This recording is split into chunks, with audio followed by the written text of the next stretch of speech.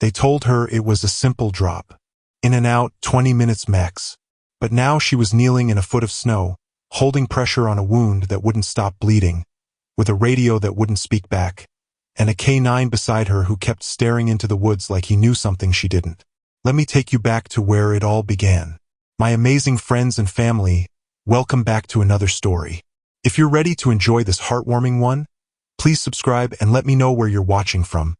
I truly love seeing your names and places. And don't forget to explore more beautiful stories here on the channel. Now back to the story. The snow was getting heavier, falling harder, like it was trying to erase them 1 inch at a time. Sergeant L. Hart kept one bare hand pressed hard against the side of Corporal Danny Ruiz's uniform while her other hand searched through her med pouch with numb fingers. She'd already used 2 full gauze rolls, and still, his blood soaked through everything. He wasn't speaking anymore, just breathing in short, shaky puffs. The kind of breathing she'd seen before, the kind that made her chest tighten because she knew what came next if she didn't move fast. But there was nowhere to move to, not without getting both of them killed. The snowstorm had swallowed the trail behind them, and the sky was already starting to go dark, even though it was just past midday. Her radio had died an hour ago, not because of the weather, but because the antenna had snapped clean off when she slipped climbing down the ridge after the drop went wrong. She'd tried fixing it. She'd tried everything. No backup, no rescue, just the storm, her wounded teammate, and Bear. Bear sat close by. He wasn't restless. He wasn't cold. He just watched. His head tilted slightly to the side, his ears forward, nose twitching at something Elle couldn't see. She didn't call him. She didn't speak. She was afraid to take her eyes off Danny even for a second. The bleeding hadn't stopped. Her fingers were already sticky and red. The bandages she had left were useless now. She looked at Danny's face. His eyes were closed, but his jaw was tight like he was trying to stay with her. She needed to keep talking, so she said the first thing that came to her. "You're doing good, Danny. You're not going anywhere. All right?"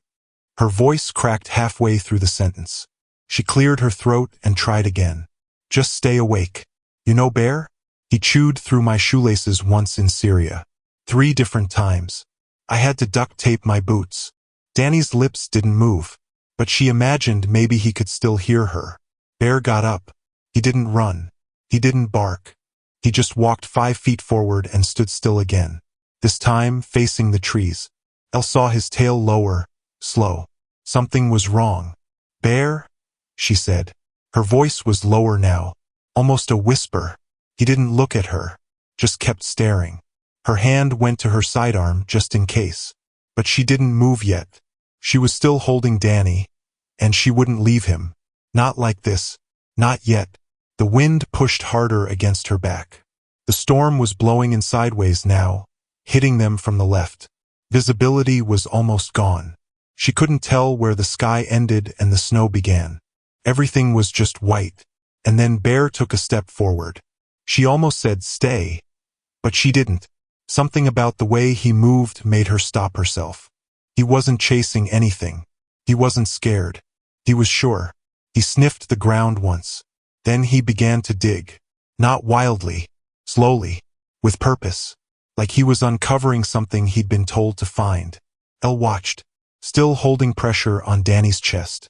She wanted to stop him, but she also couldn't take her eyes off the way he was working. His paws moved rhythmically. Push, pause, push again. Then his claws hit something. A dull scrape. Not loud. Just enough for her to hear it under the wind. He dug faster. A second later, something poked up from the snow. Metal. Thin. Shiny. Wire. Elle's blood went cold. She turned her head just a little, scanned the ground around her. And that's when she saw it. A length of wire stretched just barely beneath the snow, almost invisible. 5 steps from where she'd nearly dragged Danny before she stopped. A tripwire. Old. Maybe abandoned. Maybe not. Her stomach turned. She looked back at Bear. He was still standing there. Still watching her. Like he already knew. Like he was waiting for her to see it too. She whispered, "You just saved our lives." He didn't move. Just blinked slowly. Like that wasn't the important part yet. She kept her hand steady on Danny's chest. But inside, She was shaking. Not from the cold, though it was bad, but from what could have happened. If Bear hadn't stopped her, if she dragged Danny just 5 more steps, they'd both be dead. That wire could have been connected to anything. A buried charge, a flare, even just a noise trap to give away their position. Whatever it was, Bear had known. He had seen what she didn't. She looked at him, really looked at him. His fur was crusted with snow, face dusted white, but his eyes were clear, steady. She whispered again, "Good boy," not as praise, as truth. Then Danny coughed, weak, gurgling. She jerked back into motion. "Stay with me, Danny," she said fast. "Hey, look at me." His eyes fluttered open, not all the way, but enough. "We're not done here. Not today. You've still got to tell me how your mom makes that stew you're always talking about." His lips twitched, barely, but it was enough. She had to keep him conscious. If he slipped, he might not come back. She leaned in close. "Bear saved our butts again. You know that? He found a trap. Buried. You almost got us both blown sky high." Danny gave a soft sound. Might have been a laugh, or just air. Either way, she took it. She shifted slightly, reached back into her pack for another strip of gauze. She had one left. One. The last one. She didn't think it would be enough. Bear stepped closer now. He didn't get in her way. Just came near and lay down, close enough that his body touched her boot. He was warm, solid. Elle took a deep breath and got to work again. Every time she pressed the cloth down, Danny flinched. His breath stuttered, but he didn't scream. She spoke the whole time, soft, steady, about the base, about Chow, about nothing, just to fill the silence. Because silence meant giving up, and she wasn't letting that happen. Then, somewhere in the trees, a crunch. She froze. Bear lifted his head. His ears didn't twitch. They locked forward. He didn't growl. He didn't move. But Elle could tell. Something was out there. She leaned over Danny slowly, eyes scanning past the trees. She saw nothing. Just white. The same endless, heavy white. But Bear had already stood up. She reached for her sidearm. "Stay down," she whispered. She didn't know if Danny heard her. She didn't look. All her focus was forward now. The snow was falling harder. The wind had picked up again, but she could still hear it. Another crunch. Closer. Slow. She held her breath. Bear took one step forward, then another. Still quiet. Still focused. Then he moved. Not fast. Not charging. Just enough to vanish into the curtain of snow in front of them. "Bear," she whispered. "No, don't." But he was gone. Elle stayed still for a few seconds, listening. The storm covered most of the sound, but she kept her head turned in the direction Bear had gone. Nothing moved. No shapes. No sound except wind and the faint rise and fall of Danny's breath behind her. Her heart pounded so hard she could feel it in her teeth. She didn't know what she'd just sent Bear into, but she knew it wasn't nothing. He never broke position unless he had a reason. And that crunch she heard, someone else was out there. She leaned down, brushed snow off Danny's forehead, and whispered, "Hang tight. I'll get you home." She didn't even know if that was true anymore, but saying it made it feel possible. She pulled her scarf tighter, checked the flare in her pocket, and waited. 5 minutes passed, then 10. Her knees ached from kneeling too long, and she had to shift her weight. Danny hadn't made a sound. She looked at him and his chest was still rising, barely. He was fighting. She couldn't lose him. Not like this. Not out here where nobody would ever find them. And just as that thought crossed her mind, she heard it. A sound through the wind. Heavy breathing. Slow steps. Something coming toward her. Elle reached for her sidearm and pulled it halfway from the holster. She squinted into the snow. Her stomach tightened. A shape appeared, low to the ground. Then it lifted slightly. For legs. Bear. He was limping. She dropped the gun, ran 2 steps forward. "Bear!" He didn't look up. He just kept walking, dragging something behind him. She ran to meet him, heart stuck in her throat. It took her a second to understand what she was seeing. A man. Bear was dragging a man. The stranger's head lolled to one side, eyes shut, skin pale. He wore a thick jacket but no gear. His fingers were purple from frostbite. His rifle was slung across his chest, loose, like he hadn't been holding it tight. Bear let go and collapsed on his side in the snow, panting hard. Elle dropped to her knees beside them both. She checked the man's pulse weak, but there. She rolled him gently and found a deep cut across his forehead. It had frozen, slowed the bleeding. His clothes were civilian, not military. There was no patch, no ID. Just a backpack. She unzipped it and nearly cried. Inside, wrapped in a towel, was a military radio. Old, beaten, but intact. She reached for it, pulled it out with shaking hands. Her fingers were too cold to turn the knobs properly. She rubbed them against her pants and tried again. Crackle. Then static. Then nothing. She adjusted the antenna and tried again. Mayday. This is Sergeant L. Hart. I have 2 injured. Coordinates approximate. Repeat, 2 down. Need evac. Please respond. She waited. Nothing. She repeated it again. And again. Then finally, a voice came through, broken and faint. Copy. Hart. Stand by. Locating. Relief hit her so hard she nearly dropped the device. She looked at Bear. He was still lying in the snow, chest rising and falling slow. She crawled to him, pressed her forehead to his. You brought help, she whispered. You did it. His eyes closed, not from sleep, but from exhaustion. His side was bleeding. She hadn't seen it earlier. She reached under his belly and found the cut. Deep, long, like a knife, maybe a branch, maybe worse. Stay with me, she whispered. Don't go anywhere. Okay? You stay. You stay, Bear. She pulled off one of her gloves and pressed her bare hand against Bear's side to slow the bleeding. His fur was thick, soaked, and sticky with blood. She didn't have any more gauze. Just a torn scarf and whatever was left of her undershirt. She worked quickly, tearing fabric, wrapping it tight around the wound while talking to him softly. Not because it would help, but because she needed to hear her own voice. You're not leaving me, okay? We've come too far for that. You remember that dust storm in Iraq? You dragged that boy half a mile when we couldn't see our own boots. You're stronger than this. You always were. She pulled the knot tight. It wasn't perfect, but it would hold for now. Bear let out a slow exhale, his body shivering. Elle brushed snow from his face, her fingers trembling. She looked over her shoulder. Danny hadn't moved. She rushed back to check him, placed 2 fingers at his neck. Still breathing. Still here. Just barely. Then she checked the man Bear had dragged. He was freezing, lips cracked, body still limp. She needed to get them warm. But there was nothing. No shelter. No firewood. No time.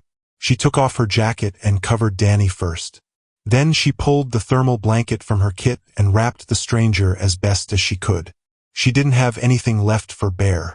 She knelt beside him again. I'm sorry, she whispered.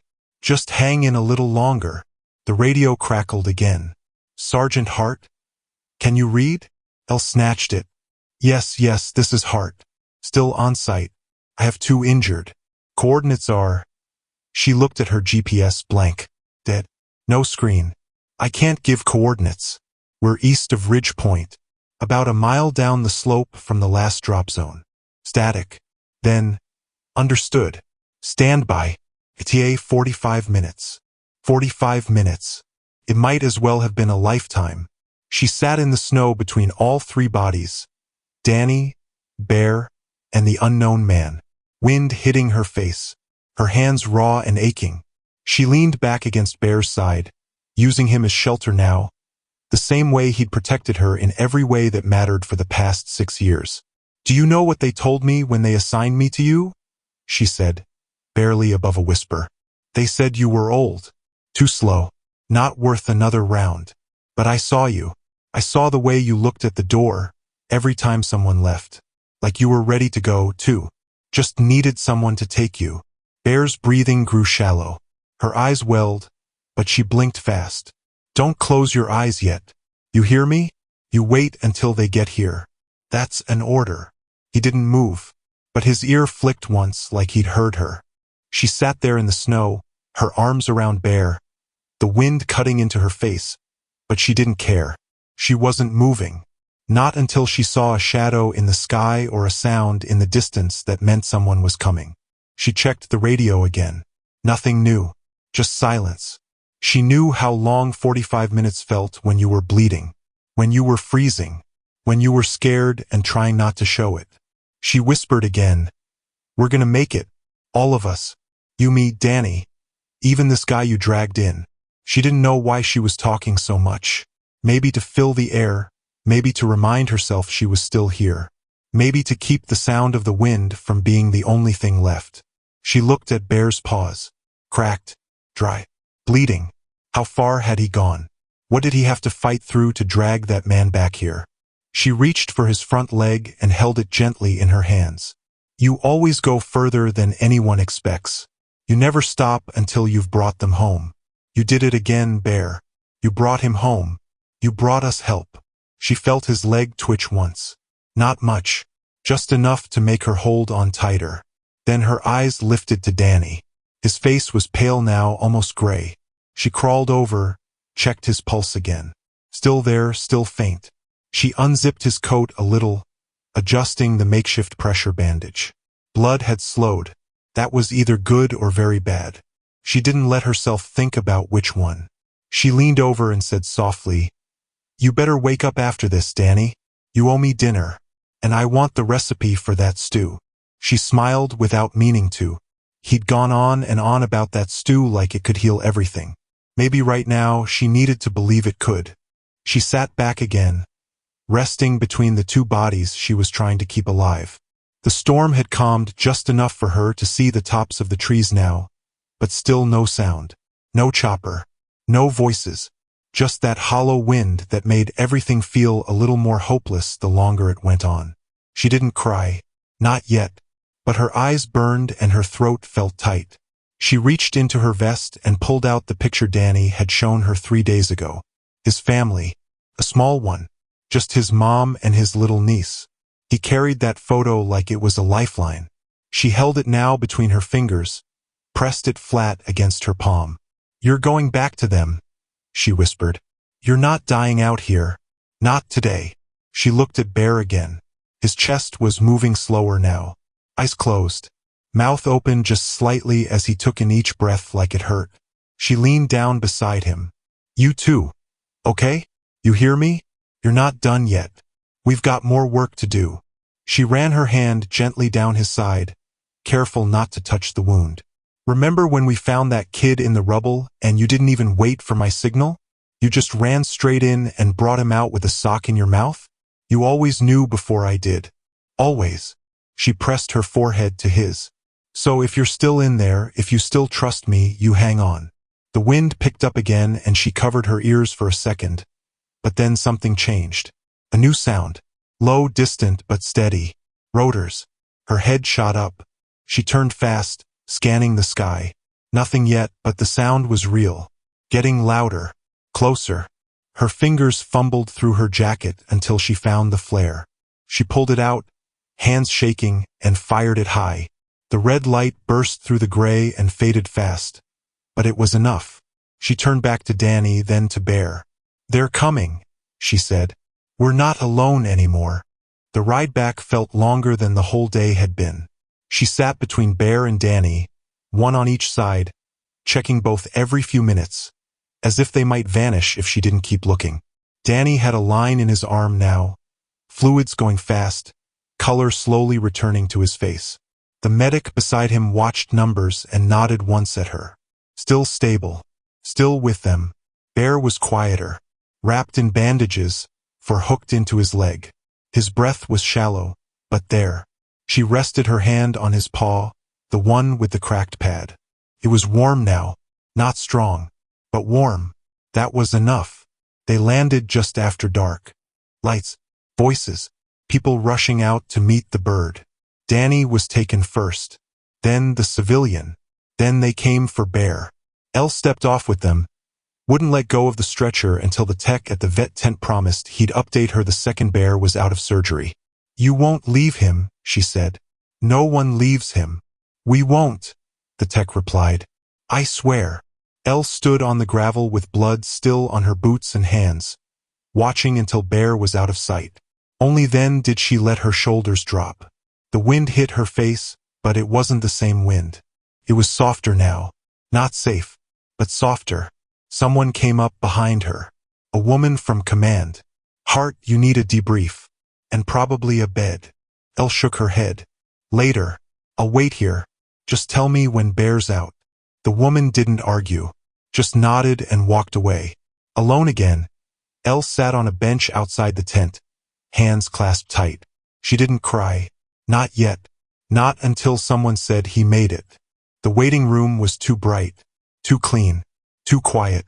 Elle sat in the corner, her knees pulled up, elbows resting on them, fingers linked together tight. It had been over an hour since they took Bear into surgery. No updates yet. Danny was still unconscious in the med tent. The other man, the civilian, hadn't spoken a word since waking up. Just stared at the ceiling like he didn't know where he was. Elle's body ached, but her mind wouldn't rest. Every time she closed her eyes, she saw Bear dragging that stranger through the snow, his face cut, his eyes full of something she didn't have a name for. That memory wouldn't leave, not because of what it meant, but because of what he chose. The door opened. A young vet tech walked in holding a clipboard. She looked around, spotted Elle, and came over. He's stable, she said. He lost a lot of blood, but he's resting now. They stitched him up and gave him fluids. His vitals are holding. Elle leaned back and closed her eyes, just for a second. Relief hit so hard it felt like a punch. She opened her mouth, but no words came out, just a nod. The tech waited a second, then said gently, You can see him, just for a minute. She followed her through the corridor, past two closed doors, until they reached the small recovery room. Bear lay on a padded mat, blanket over him, head resting on a small rolled towel. One leg was wrapped thick, and an 4-bag hung above him. He didn't move when she stepped in, didn't open his eyes, but his ears twitched. Elle dropped to her knees beside him. She placed a hand lightly on his head. Hey, partner, she whispered. You scared the hell out of me. He didn't respond, but he didn't have to. Just feeling him breathe was enough for now. She sat there a long time. No one rushed her, because some bonds don't follow protocol. Later that day, she was called into the debrief room. Nothing about it was comforting. A plain table, 2 chairs, and a folder already open with her name printed across the top. A man from command sat down across from her. Not rude, but stiff. He offered her coffee. She shook her head. We read the report, he started. You were off route. The drop was redirected last minute, she replied, her voice calm. You can check the orders. He nodded slowly. We did. We're not here to point fingers. We're just trying to understand what happened out there. Elle leaned forward, her hands clasped. Everything that could have gone wrong did, but Bear saved all of us. Twice. Maybe more. The man paused. You said he disobeyed? Yes, she said without hesitation. He broke command, left formation, tracked something I didn't see. That's how he found the civilian. Any idea what the man was doing out there? He hasn't said much. Frostbite, concussion. But I think he was lost. Maybe hunting. Whatever it was, Bear found him. And he had the only working radio. The man scribbled something. So the mission failed, but your team survived. Elle met his eyes. Because of Bear.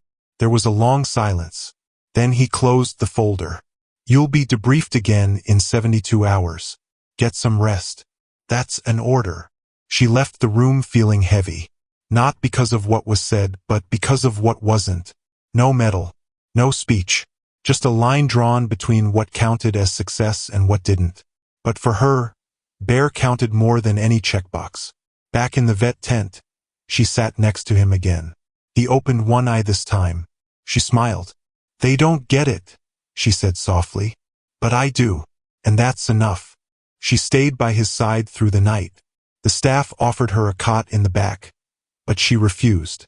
They brought her coffee, soup, and a warm blanket. She didn't touch the soup, just held the coffee, hands wrapped around the paper cup like it was the only thing keeping her upright. Bear slept most of the time. Every so often, he'd shift, and she'd sit up straighter, watching him breathe. She didn't know why this was hitting her harder than other deployments. She'd seen loss before, too much of it, but this felt different. Maybe because Bear had always been there through the worst of it. Maybe because this time it was his life on the line. The next morning, the civilian finally spoke.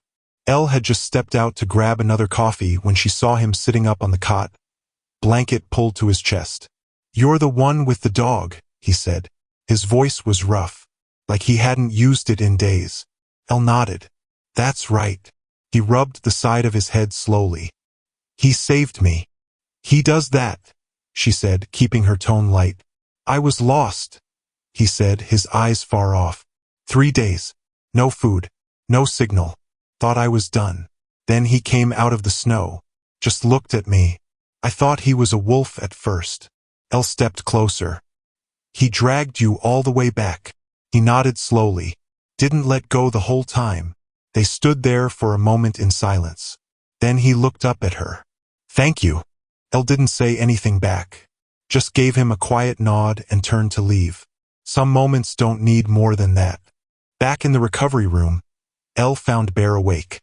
Not moving much, but his eyes were open, watching her. She smiled and knelt beside him. "You're still with me," she said. Her voice was soft, tired. She didn't need to say more. She ran her fingers through his fur gently, careful not to press near the bandages. He didn't whine, didn't try to stand, just blinked and kept looking at her, like he was still checking to make sure she was okay too. Later that afternoon, Danny woke up. It was short, just a few minutes, but enough to know he was still fighting. He asked about Bear first, not himself. Elle told him the truth, that Bear saved his life. Twice. Danny smiled, weak but real. "That dog's the only reason we're all still breathing," he said. As the hours passed, the base returned to its rhythm. Missions went on. Teams rotated. Life didn't stop for what happened in the snow. But for Elle, something had shifted. She couldn't stop thinking about how close they came, how fragile everything really was. One step the wrong way, 1 second too slow, and none of them would have made it. That night, Bear ate for the first time. Just a few bites, but Elle sat there watching him like he'd done something unbelievable. "You're not done yet," she whispered. "You've still got more to do, and I'm not going anywhere." He looked at her again. That same steady look he always gave her. The one that said no matter what, he would show up, just like he always had. 2 days passed before Bear could stand on his own. It wasn't graceful. His legs shook. His steps were slow. But he got up. Elle was there for every second. She didn't clap, didn't cheer. She just nodded and whispered, "That's it. That's my boy." Danny was moved to a standard recovery room. Still tired. Still sore, but talking more, laughing even. Elle visited him every day, always bringing updates about Bear. And each time, Danny would grin and say the same thing. "That dog needs a medal." The man Bear rescued, his name was Noah, stayed on base for a few more days while the doctors cleared him. He spoke more now, slowly piecing his memory back together. He'd been hiking alone. No cell signal. No backup. He said he saw movement out there. Thought it was a moose at first, or something worse. That's when he slipped, hit his head, and everything went black. "I thought I died," he told Elle. "When I saw him dragging me, I didn't think it was real." "It was real," Elle said, "and it nearly killed him to get you back." Noah looked down at his hands, then back at her. "Then I owe him more than I can repay." Elle didn't argue. She just said, "Then don't waste the second chance." One morning, Elle woke to find Bear sitting upright, watching the window, his head tilted, ears forward. He didn't move, just sat there, staring at the trees in the distance like he remembered something.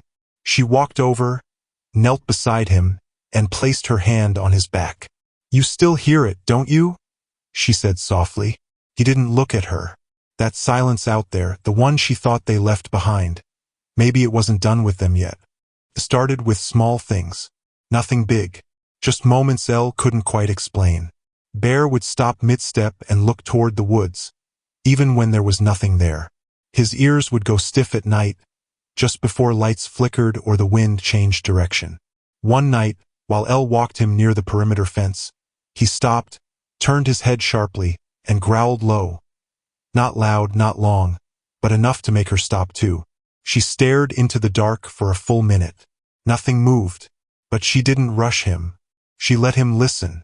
Then, without a sound, he relaxed and kept walking.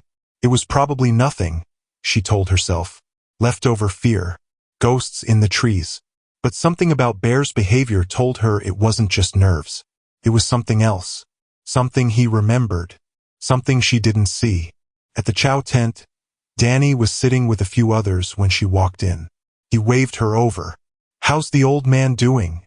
he asked. "He's walking more," Elle said, grabbing a tray. "Quiet, though. Even for him." Danny looked at her. "That quiet mean something?" Elle didn't answer right away. Then she said, "It usually does." That night, she sat outside the vet tent, Bear resting at her feet. The sky was clear, cold, but calm. For the first time in days, she let herself relax. Just a little. She closed her eyes and listened to the steady rhythm of his breathing. Then Bear stood up. Just like that.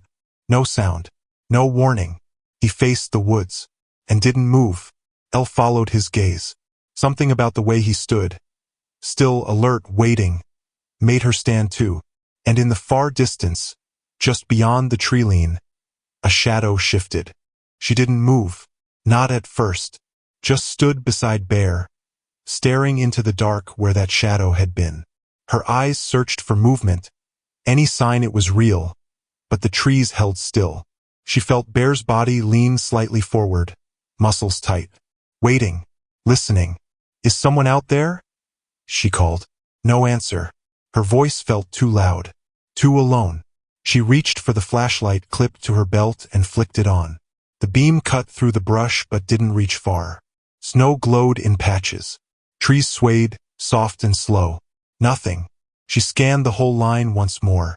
Still nothing. Then Bear stepped forward. One paw. Then another. Elle grabbed his harness gently. "Wait." He didn't stop, but he didn't pull either. Just looked back at her like he was asking. She sighed. "All right, but not far." Together they crossed the open yard, past the edge of the floodlight's reach, into the soft snow. Her boots crunched quietly. Bear moved like he always had. Low, precise, head down, ears forward. Every few steps he'd stop, nose raised, then press forward again. About 20 yards in, they reached the tree line. Elle raised the light again and froze. Footprints. Not from boots. Not from paws. Bare feet. Human. Deep enough to be fresh. She swallowed hard and stepped closer. The trail led into the woods, straight, steady, like whoever left them wasn't stumbling or lost. She turned to Bear. He stood perfectly still now, nose lifted slightly, as if something far ahead was calling him. Elle whispered, "You saw him, didn't you?" Bear didn't move, but deep in the woods something did. She raised the light higher and stepped toward the first footprint. It was too clean. No drag, no stumble, no break in stride.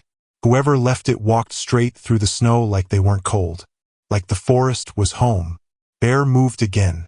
Slow, silent, step for step beside her. They followed the trail 30 feet in. Then 40. The footprints didn't break. No branches disturbed.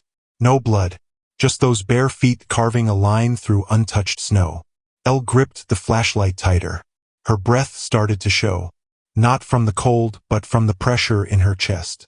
Then Bear stopped. And she heard it. A sound not far, not close. Like breathing. Like someone standing just out of sight. Not moving. Not hiding. Just waiting. Elle whispered, "Who's there?" The silence returned.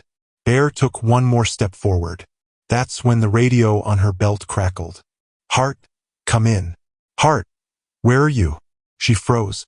The voice broke the moment like glass. She raised the radio slowly. "This is Hart. You need to come back. Now." Why? She asked, not taking her eyes off the trees. We found something. The civilian, Noah, he's gone. Elle's heart dropped. What do you mean gone? He walked out 20 minutes ago. Left everything behind. Elle turned, but Bear didn't. He was still facing forward. Still listening. Still watching whatever was watching them. She backed up slowly, never taking her eyes off the treeline. Bear didn't move. His body was rigid, ears still forward, tail low. She clicked the radio again. Repeat. Did you say he left on foot? The voice on the other end was sharp now. That's right. Just walked off. No shoes. No jacket. Nothing. We're tracking him now. Elle crouched beside Bear and whispered, We're going back. Come on. He didn't move at first. Then slowly he turned. Not out of fear but obedience. He kept looking back over his shoulder the whole walk to base. When they reached the fence, a young guard waved her through and said, Command's looking for you. I'm going to the med tent first, she said. The guard didn't argue. Inside, 2 soldiers were already packing up Noah's things. Elle looked around. Bed still warm. Her bag full. Everything left like he meant to return. But he hadn't. A medic approached. He didn't say anything. Just stood up, unplugged himself, and walked out. One of the nurses followed but lost him near the woods. Elle stared at the bed. Did he say where he was going? The medic shook her head. Didn't say a word. She turned and walked out, straight to the tracking station. Maps were already out.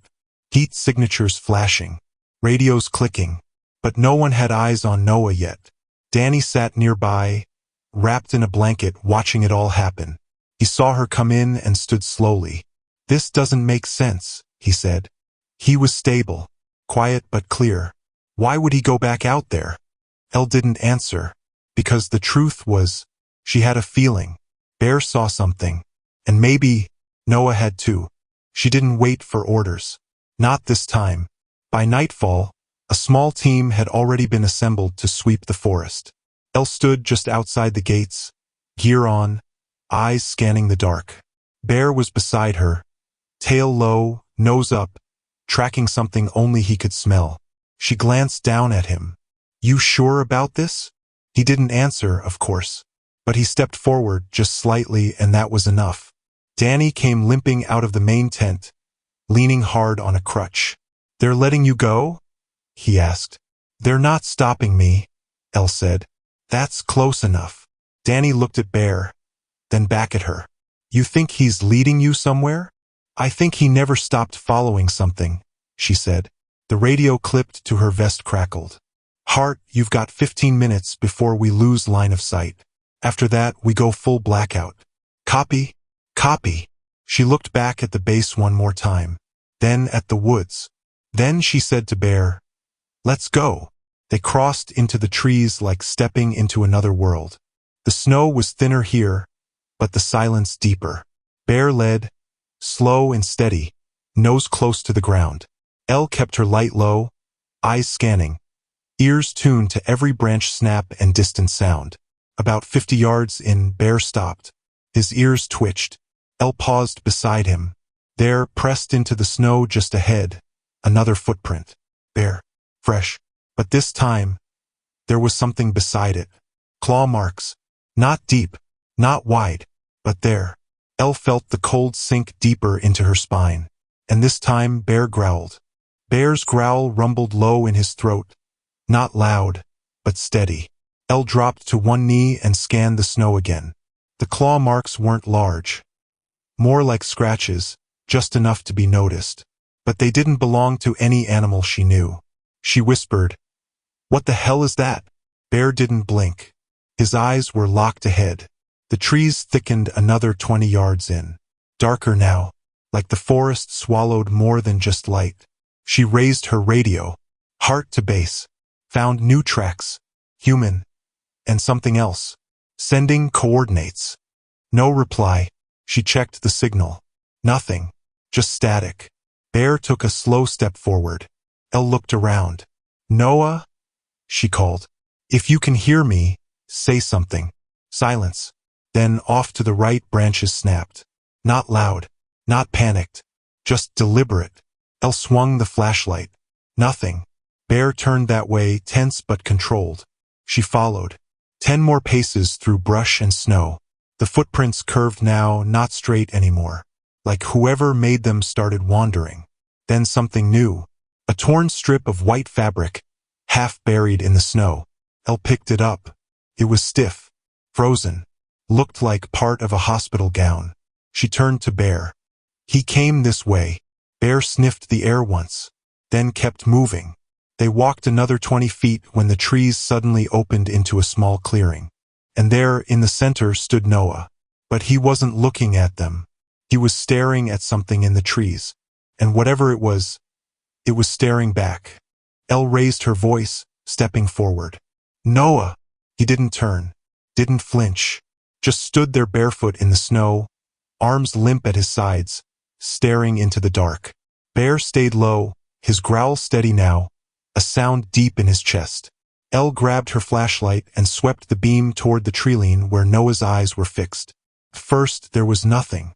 Then the light caught movement, barely. Something shifted behind the trees. Not fast. Not afraid. Still. Watching. Elle moved closer.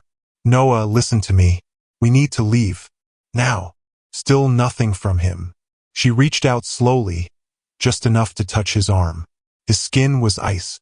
Then he whispered, It doesn't want me to leave. Elle froze. What did you say? He blinked once. Slowly. It's not done with me. Bear barked once, sharp and loud, breaking the silence. The thing in the trees moved again, closer now. Not stepping out, just circling. Elle grabbed Noah's arm, firmer this time. We're leaving. Whatever this is, we're not staying here. He turned his head just a little, his voice distant. It showed me something. Bear stepped between them, body rigid. Elle didn't wait. She pulled Noah's arm, forced him to move. He stumbled at first, then walked. Bear backed with them, never turning his back to the trees. But even as they left the clearing, Elle could feel it. That thing didn't follow. It didn't need to, because whatever it was, it knew she would be back. By the time they reached the edge of the base, Elle was soaked with sweat under her coat. Noah hadn't spoken again. Bear stayed close, his head low, every step deliberate. The gate guards opened the way without question. Medics were already waiting. Noah didn't resist, didn't ask where they were going. He just let himself be led, like his body was still here but his mind was stuck somewhere else. Elle stood outside the tent while they checked him over. She didn't want to hear what they said. Not yet. She needed a minute. Just one. Bear sat beside her in the snow. His ears twitched, but he didn't growl now. His breathing was steady, focused. Elle knelt next to him and ran her hand down his back. What the hell did we walk into? She whispered. Bear turned his head slowly, resting his nose on her knee. A few minutes later, one of the medics came out. Vitals are stable, but he's not speaking. Won't make eye contact. No visible injuries. Just blank. Elle nodded. Keep someone with him. She didn't go back to her quarters. Couldn't. Not yet. She took Bear to the far side of the base, near the equipment hangar, where no one asked questions. She sat against the wall. Snow was falling again. Soft. Quiet. She looked up at the sky, then down at Bear. I think it let him go, she said. But I don't think that was mercy. Bear lifted his head slightly, because deep down, she felt it too. Whatever was in those woods, this wasn't over. It had only just begun. The base moved like it always had, efficient, tight, methodical. But Elle noticed it now. The way people looked at the woods when they thought no one was watching. How patrols moved a little faster near the tree line. How quiet the nights had gotten. Noah was still unresponsive. He ate when fed, slept when guided. But he didn't speak. And he didn't blink much. The doctors used words like dissociation, trauma, fugue state. None of them seemed to fit. Elle sat with him once. Just sat. Bear curled at her feet. She didn't speak. Neither did Noah. Then one time, without looking at her, he whispered, It watches. She didn't ask what. Didn't need to. That same night, Bear started pacing in the dark. Not loud, just quiet steps, nose low, circling. Elle got up and followed him out to the edge of the snowfield behind the comms tower. Bear stopped, looked up, then down at the ground. She shined her light where he stared. Another footprint. Fresh. Not Noah's. Too large. Too deep. Elle called it in. Within minutes, the field was surrounded. No more prints found. No other sign. But the next morning, just before sunrise, every bird in the valley went silent at once. And stayed that way. It didn't go unnoticed. Bird silence wasn't just strange, it was wrong. Rangers from the Environmental Division were called in. They checked air pressure, temperature shifts, radiation levels. Nothing explained it, but the silence stayed. By the third day, even the base dogs started acting different.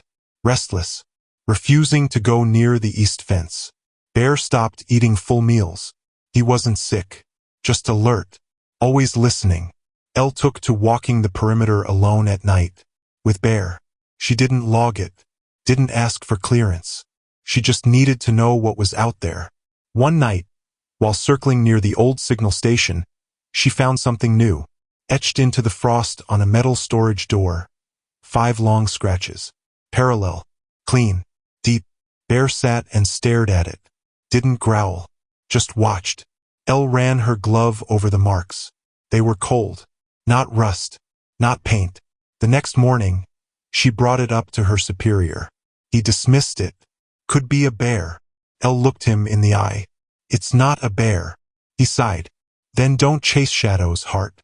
You've been through enough. But that was just it. She hadn't been through it. It was still happening. And then the comms tower lost signal. Completely. The signal loss wasn't momentary. It didn't flicker back. It didn't surge or pulse. It just died. Radios failed first. Then satellite uplinks. Then GPS. No alerts. No warnings. No storm overhead. Just nothing. Command issued a lockdown. Power stayed, but outside contact was gone. No calls in. No calls out. Elle was called into the comms center. Engineers worked in silence, staring at dead monitors and blinking red icons. One of them looked at her and said, "This shouldn't be possible." She didn't answer. Just asked, "Did you check the signal tower itself?" The tech nodded. One of the crews went out, said it looked fine. No damage. But they heard something. What kind of something? They wouldn't say. Just came back pale. That night, Bear refused to sleep inside. He sat at the door watching the trees. Elle sat beside him, waiting. Then, around 3 a.m., the power flickered once. And Bear stood. No growl. No bark. Just stillness. Elle followed his eyes to the edge of the camp. And in that moment, barely lit by moonlight, she saw a figure. Standing. Watching. Then it was gone. She rushed outside, flashlight in hand, scanning the trees. Bear stayed beside her, unmoving, eyes locked on where the figure had been. There were no footprints this time. No sound. No wind. Just stillness. Elle turned slowly in a full circle. The flashlight beam shook in her hand. "Who's there?" she called. Nothing. Not even an echo. She stood there for a long time before going back inside. She didn't sleep. Just sat with Bear, one hand resting on his back, waiting for the next sign. Came at dawn. Noah was gone again. His bed was still made. For line untouched. But he was gone. No exit logs. No camera footage. Nothing. Elle didn't report it right away. She checked the outer doors herself. Checked the perimeter. Checked every inch of ground between the med tent and the woods. Then she found it. One word. Drawn into the frost on the back window of the old med tent. For letters. WATCH. She wiped it away with her glove. But it stayed in her mind. All day. All night. Because whatever this was, it wasn't just watching. It was waiting. She rushed outside, flashlight in hand, scanning the trees. Bear stayed beside her, unmoving, eyes locked on where the figure had been. There were no footprints this time. No sound. No wind. Just stillness. Elle turned slowly in a full circle. The flashlight beam shook in her hand. "Who's there?" she called. Nothing. Not even an echo. She stood there for a long time before going back inside. She didn't sleep, just sat with Bear, one hand resting on his back, waiting for the next sign. Came at dawn. Noah was gone again. His bed was still made, for line untouched, but he was gone. No exit logs, no camera footage, nothing. Elle didn't report it right away. She checked the outer doors herself, checked the perimeter, checked every inch of ground between the med tent and the woods. Then she found it. One word, drawn into the frost on the back window of the old med tent. For letters, WATCH. She wiped it away with her glove, but it stayed in her mind. All day, all night, because whatever this was, it wasn't just watching, it was waiting. She didn't sleep that night. Even when the bass quieted down and the lights dimmed to their usual low glow, her eyes stayed open. Every sound, wind, pipes, a creak, made her body flinch, not from fear, from readiness. Something inside her had changed. It was no longer about what might be out there. It was about what already was. By mid-morning, command ordered an official sweep. They wanted to call it a search and rescue, but Elle knew better. No one used that phrase for a man who vanished from a sealed building without a trace. She volunteered for the lead team, Bear at her side. They were given trackers, thermals, backup radios, and a medic. For people, plus Bear. As they entered the woods again, Elle couldn't stop replaying that word in her mind. Watch. Not a threat. Not a message. A warning. The snow was lighter today. The wind calm, but the silence hadn't changed. At the 3-mile mark, the team spread out. Elle and Bear kept to the main trail. The others fanned left and right. Then Bear stopped. Not like before. Not alert. He sat, still, staring straight ahead. Elle followed his eyes. First, she didn't see anything. Then, barely visible in the snow-covered brush, Noah's ID badge. Half buried, cold, and beside it, a second one, with Elle's name on it. She didn't move, didn't breathe. Her ID badge was clipped to her jacket. She looked down to confirm. Still there. So what was this? A duplicate? A mistake? Bear didn't growl, didn't bark. He just kept staring at it like it was a body. Elle bent down slowly and picked it up. The name. Her name. Same photo. Same clearance level. But the lamination was old. Edges curled. The plastic worn soft like it had been handled too many times. She turned it over. There was writing on the back. 3 words. He already knows. Her stomach dropped. She turned quickly and looked behind her. Nothing. The woods were still. Her team out of sight. She raised the radio. Heart to base. Found something. I need a full pullback to the rally point. But the radio only hissed. She tried again. Nothing.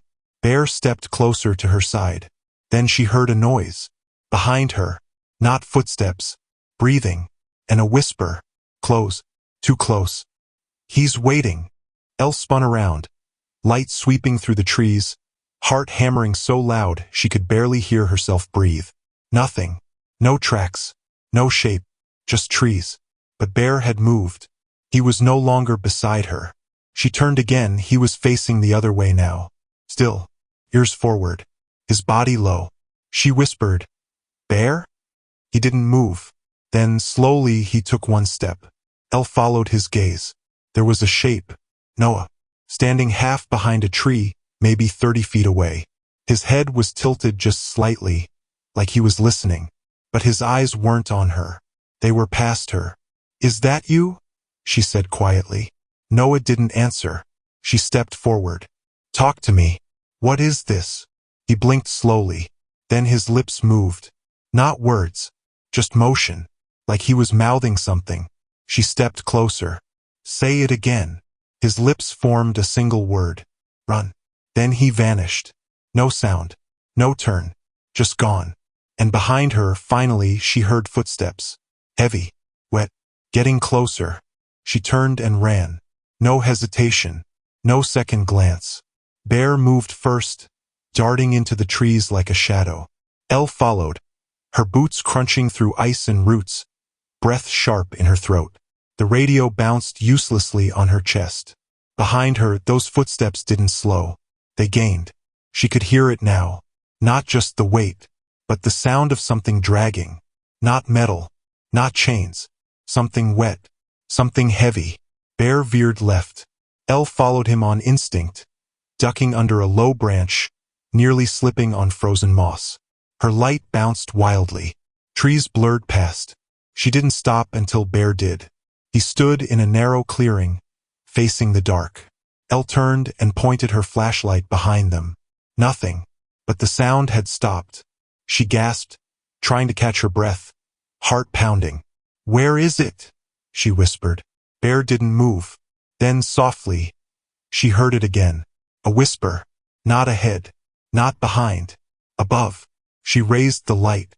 There, in the trees. Eyes. Dozens. Low to the branches. Not glowing. Just watching. She froze. Her light shook. The eyes didn't blink. They didn't move. Just stared. Some were low. Some higher. All of them locked on her. She whispered, "Bear." He didn't growl. Didn't bark. He sat, tail low, breathing steady, like he'd seen this before. She took one step back. The trees didn't move. The eyes didn't vanish. Then, a new sound. A low hum. No, not a hum. A voice. Many voices. All saying the same thing. Layered over each other. Whispered in tones so quiet she almost couldn't hear. But she did. They said her name. Over and over. No anger. No emotion. Just repetition. Like a memory stuck on a loop. Her breath caught. She backed further. Bear stood. And all at once, the eyes vanished. No movement. No sound. Gone. She stood there shaking, light still raised. Then a voice came through the radio. Clear. Human. Heart, come in. We've got movement. Multiple signals. Are you still with your team? She pressed the button with numb fingers. Negative. I'm alone. I need extraction. Silence. Then the voice again. But Elle, you're not alone. She didn't reply. Her thumb hovered over the radio. But something in that voice. It wasn't command. It wasn't anyone she knew. She looked at Bear. He didn't move. Didn't signal. Just watched her. And that's when she realized he was waiting too. She spoke low. "Where are you?" The voice came again. "Closer than you think." Elle lowered the radio, turned slowly, and there it was, standing in the clearing. Not hiding, not rushing, just there. The shape didn't make sense. It looked like someone, but not. It wore pieces of clothing that weren't from the same time, same person, same world. Like it had studied humans but never met one. His face was wrong. Not grotesque. Just empty. Like a mask someone had forgotten to paint. Bear stood his ground. Elle raised the light but didn't move. The thing took one slow step forward. And stopped. It raised its hand, palm open. Not threatening. Not beckoning. Just still. Then it turned. And vanished into the trees. Gone. The radio clicked. This time it was Danny. "Elle? Are you out there? We've got you on thermal. You're close." She brought the radio to her lips. "Yeah, I'm here." Bear looked up at her. Then they turned, walking back toward the light of the base. As she walked, she whispered one last thing, not to Bear, not to Danny. Just into the air. "I saw you." From behind her, far behind, a whisper replied. "So did I. Thank you to my amazing family for staying with me until the end of this story. Your support means the world to me. If you enjoyed this journey, I just know you'll love what comes next. I've prepared something even more exciting and surprising that I can't wait to share with you. Just click on the end card appearing on your screen right now to watch the next one.